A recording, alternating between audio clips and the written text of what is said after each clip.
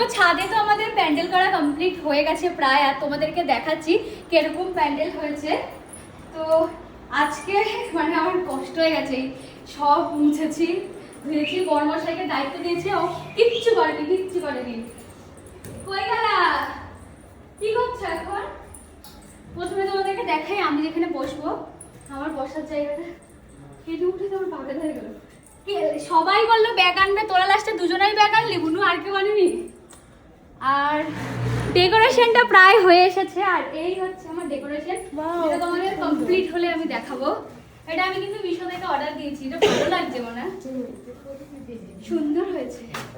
মিশো থেকে আমি এটা অর্ডার দিয়েছিলাম, এখন মনে হচ্ছে এটা একটু ওপরে হলে ভালো হতো, কিন্তু যেহেতু ফটোর প্রিন্টটাই নিচের দিকে। আরেকটা ফটো ছিল যেখানে মা যশোদা শ্রীকৃষ্ণকে কিস করছিল, তো সেটা অনেক সুন্দর ছিল, কিন্তু ওটা না এরকম শেপে ছিল। আমি ভাবছিলাম করতে পারবে কি পারবে না, ওর জন্য বড় ব্যাকগ্রাউন্ড দরকার হয়।